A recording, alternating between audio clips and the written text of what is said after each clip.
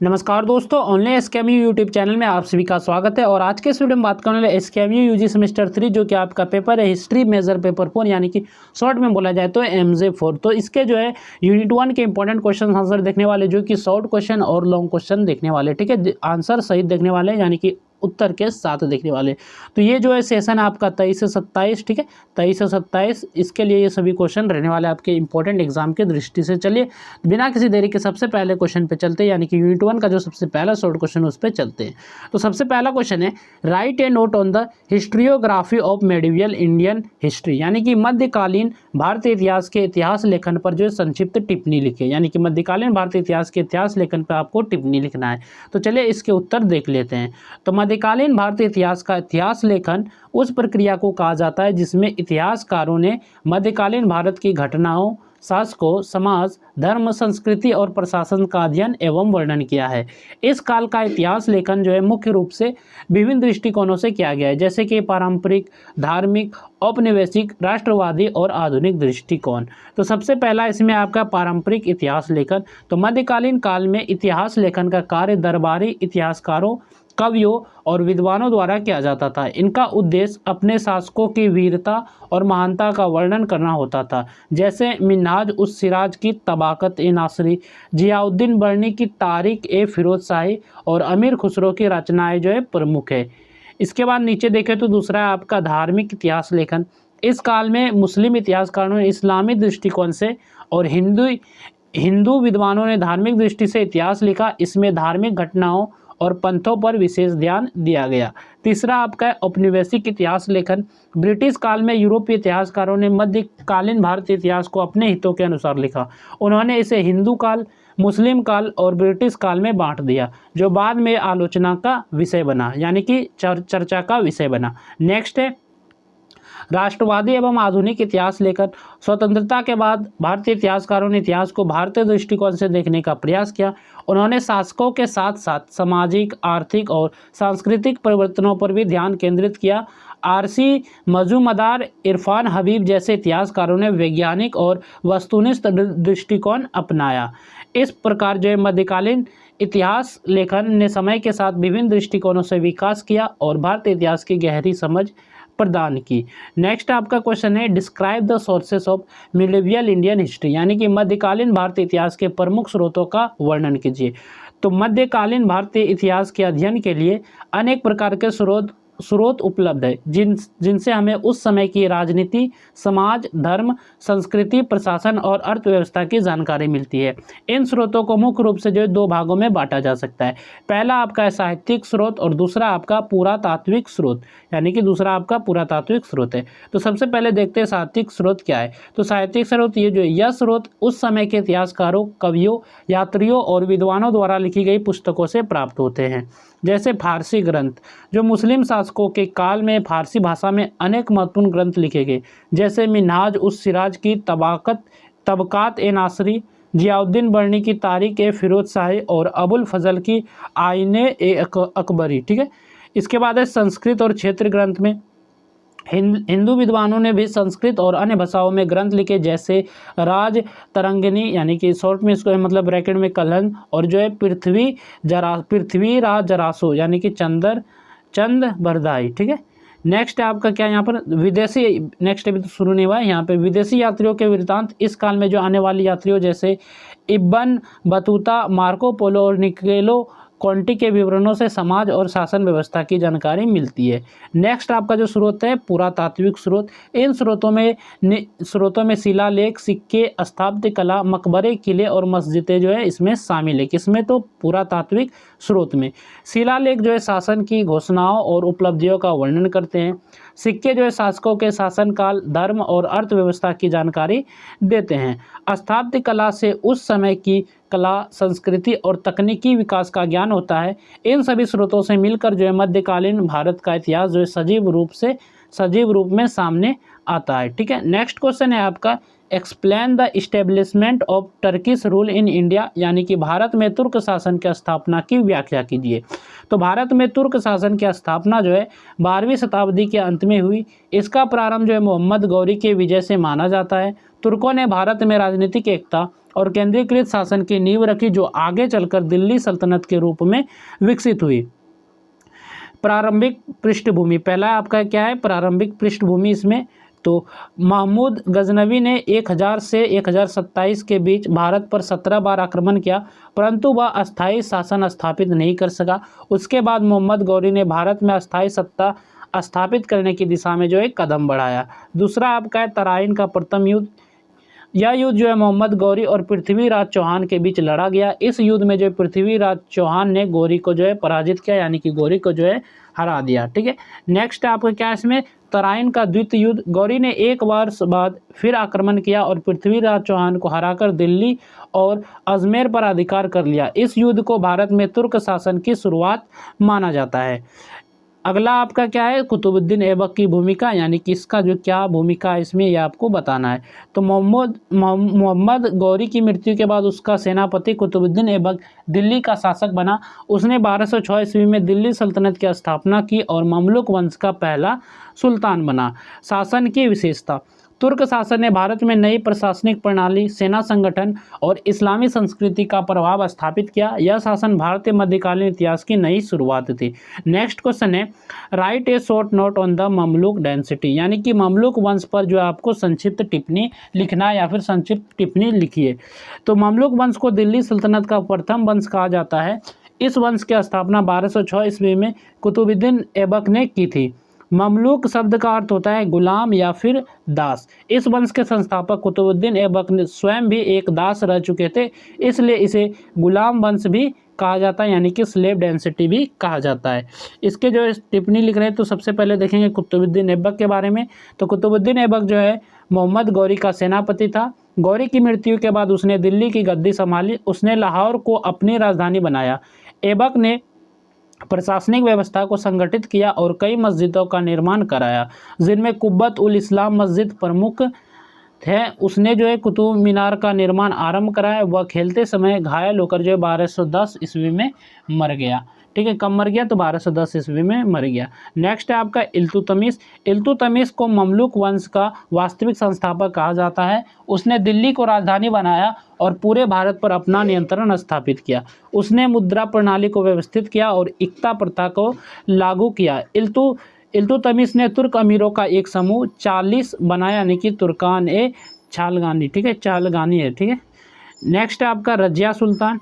तो वह भारत की पहली मुस्लिम महिला शासक थी। वह योग्य थी, लेकिन अमीरों की साजिश के कारण उसे गद्दी से हटा दिया। रजिया सुल्तान, ठीक है, ये भी आपको याद रखना है। इसके बाद है बलबन। तो वह ममलूक वंश का सबसे शक्तिशाली शासक था। उसने राजशाही को सशक्त बनाया और जिल्ले इलाही की नीति अपनाई, और बलबन ने आंतरिक विद्रोहों को दबाकर दिल्ली सल्तनत को स्थिर किया। नेक्स्ट क्वेश्चन है आपका, discuss the main achievements of Alauddin Khilji, यानी कि अलाउद्दीन खिलजी की प्रमुख उपलब्धियों पर चर्चा कीजिए। तो इस पर आपको चर्चा करना है। तो अलाउद्दीन खिलजी दिल्ली सल्तनत के सबसे शक्तिशाली और योग्य सुल्तानों में से एक था। उसने राजनीति, प्रशासन, अर्थव्यवस्था, सैन्य और संस्कृति के क्षेत्र में अनेक सुधार किए, जिनसे उसका शासनकाल एक सुदृढ़ और संगठित शासन का उदाहरण बन गया। सैन्य की उपलब्धियां, यानी कि सैन्य उपलब्धियां, अलाउद्दीन ने उत्तर और दक्षिण भारत दोनों में अपने राज्य का विस्तार किया। उसने गुजरात, रणथंभौर, चित्तौड़, मलवा और देवगिरी पर विजय प्राप्त की। दक्षिण में उसके सेनापति मलिक काफूर ने वारंगल, द्वार समुद्र और मदुरै तक अभियान चलाए। इन विजयों से दिल्ली सल्तनत की सीमाएं बहुत बढ़ी। दूसरा, प्रशासनिक सुधार। उसने भ्रष्टाचार पर नियंत्रण के लिए सख्त प्रशासनिक व्यवस्था लागू की। अधिकारियों की कड़ी निगरानी रखी जाती थी। किसी भी प्रकार की बगावत या साजिश को वह जो है कठोर दंड देता था। तीसरी उपलब्धि आपका आर्थिक और बाजार सुधार।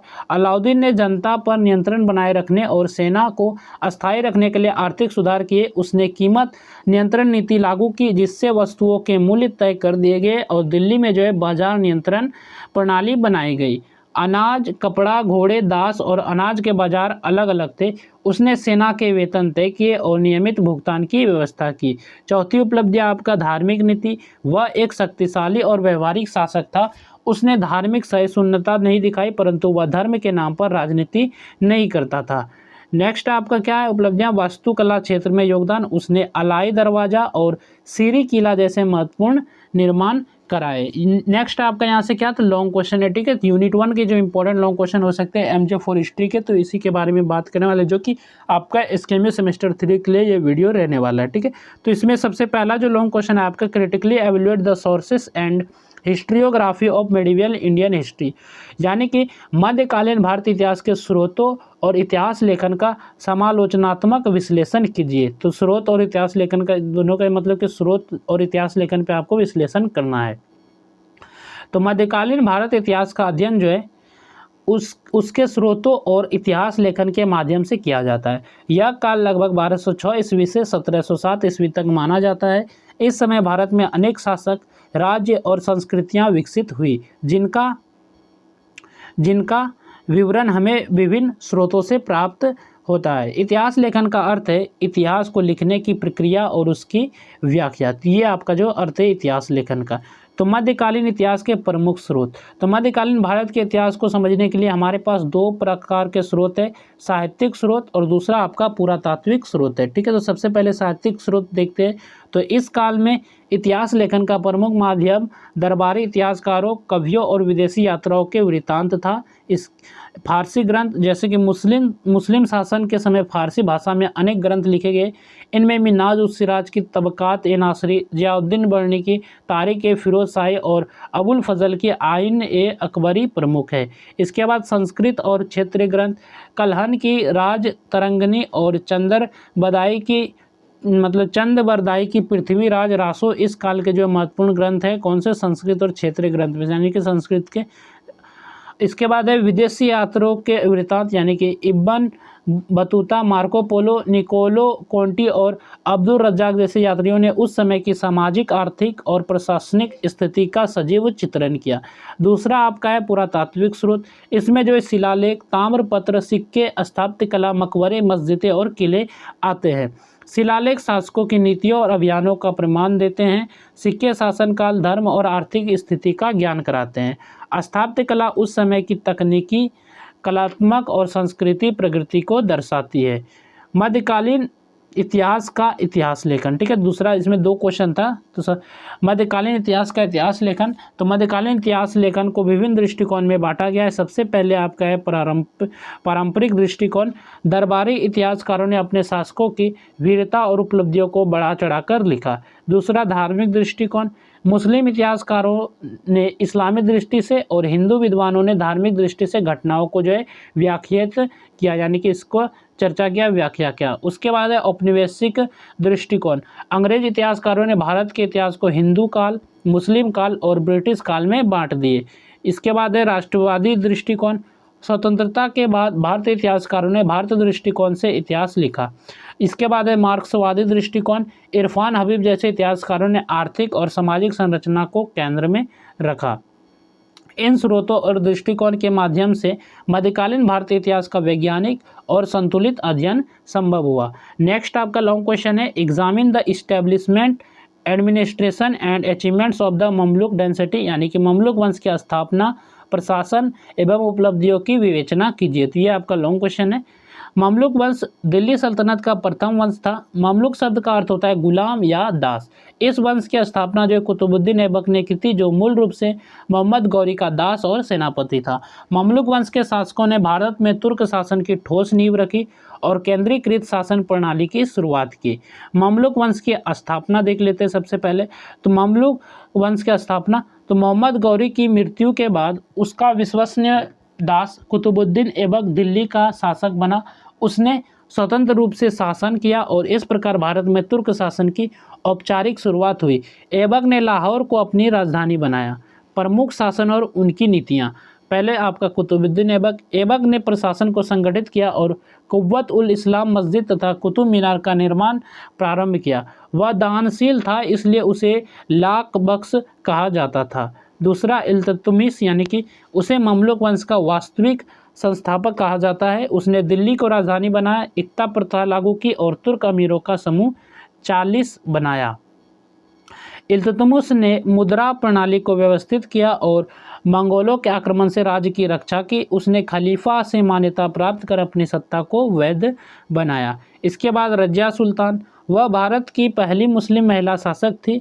उसने कुशल प्रशासन चलाया, परंतु तुर्क अमीरों की साजिशों के कारण उसका शासन जो है अधिक दिन नहीं चल सका। इसके बाद है गियासुद्दीन बलबन। वह ममलुक वंश का सबसे शक्तिशाली शासक था। उसने राजसत्ता ईश्वर की देन है की नीति अपनाई और सुल्तान की प्रतिष्ठा बढ़ाई। बलबन ने विद्रोहों को कठोरता से दबाया, न्याय व्यवस्था को सुदृढ़ किया और सीमा सुरक्षा के लिए नौबत और पहरेदार प्रणाली लागू की। इसके बाद है प्रशासनिक व्यवस्था।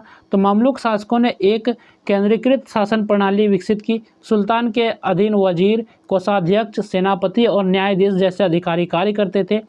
राज्य को एकताए नामक प्रशासनिक इकाइयों में बांटा गया।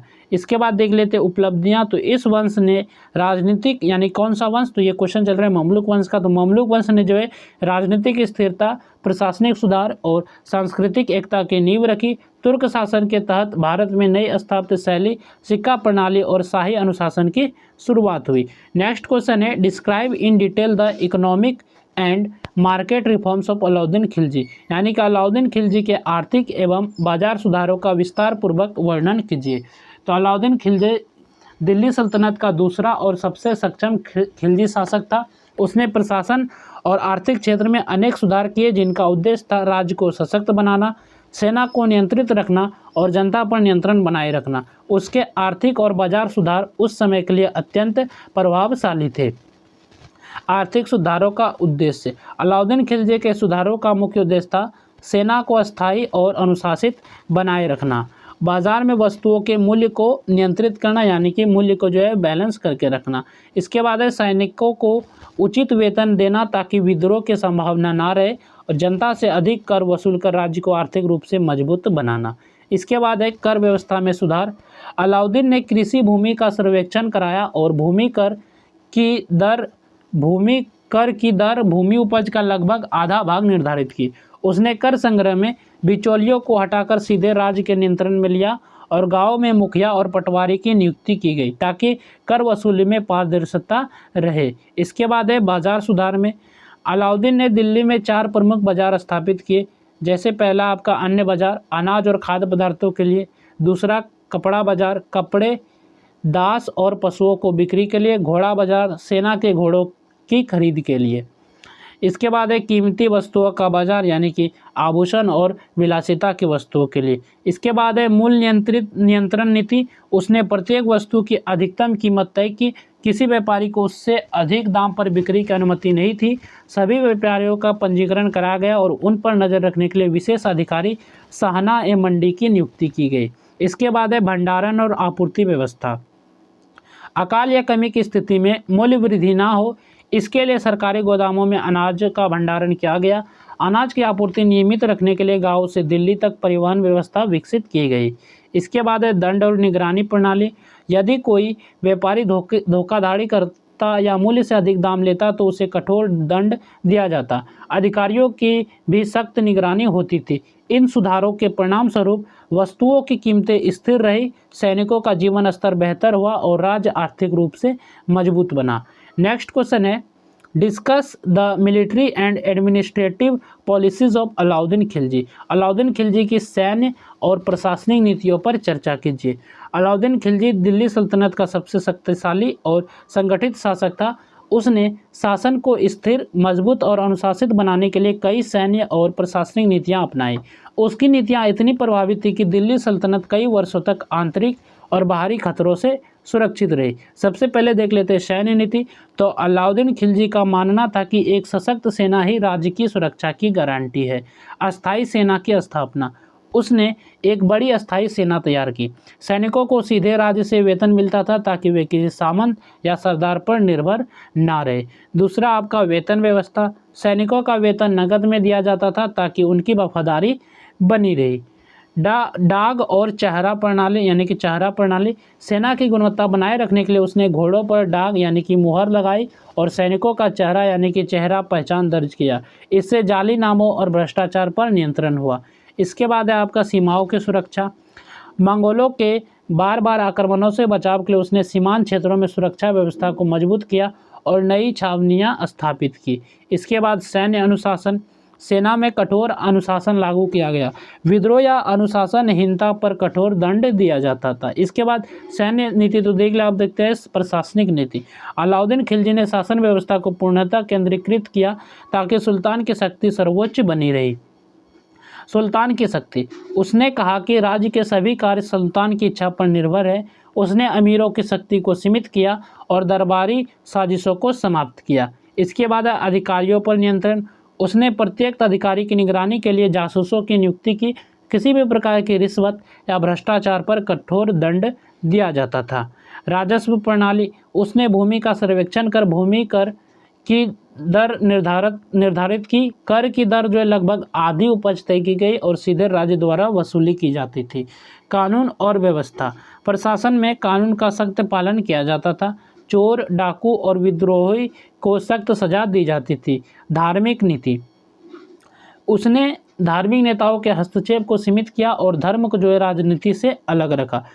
अलाउद्दीन की सैन्य और प्रशासनिक नीतियों ने जो है दिल्ली सल्तनत को सशक्त, अनुशासित और अस्थायी बनाया। उसकी नीतियों का प्रभाव बाद के सुल्तानों पर भी देखा गया। याद तक हम लोग ने जो यूनिट 1 के जो आपके इंपॉर्टेंट क्वेश्चन थे, शॉर्ट क्वेश्चन और लॉन्ग क्वेश्चन, वो हम लोगों ने कंप्लीट कर लिया, जो कि आपका MJ पेपर 4 यानी कि MJ 4 पेपर था हिस्ट्री SKMU सेमेस्टर 3, जो कि सेशन है आपका 23 से 27। तो जो भी लोग इसका PDF चाहते हैं आप लोग, तो इसका डिस्क्रिप्शन में PDF का लिंक है, वहाँ से आप इसे परचेस कर सकते हैं। और या फिर जो आप फ्री में अगर देखना चाहते हैं तो आप वीडियो को पॉज करके आप लिख सकते हैं सभी क्वेश्चन को और अपने एग्जाम की तैयारी कर सकते हैं। और आपको PDF लेना है तो आपको डिस्क्रिप्शन में लिंक मिल जाएगा। एक बार उसमें पेमेंट कीजिएगा तो आपको ये सभी इसी के सभी यूनिट के आपको मिल जाएंगे। उसमें प्रीवियस ईयर क्वेश्चन भी मिलेगा, आपका 3 प्रैक्टिस सेट भी मिलेगा और उसमें सिलेबस सभी चीज़ मैंने उसमें इंक्लूड कर दिया है। तो आप जो आप जाके डिस्क्रिप्शन में आप देख सकते हैं। और इस वीडियो में बस इतना है। तो चलिए नेक्स्ट वीडियो में मिलेंगे यूनिट 2 के साथ। तो चलिए फिर मिलते हैं अगली वीडियो में।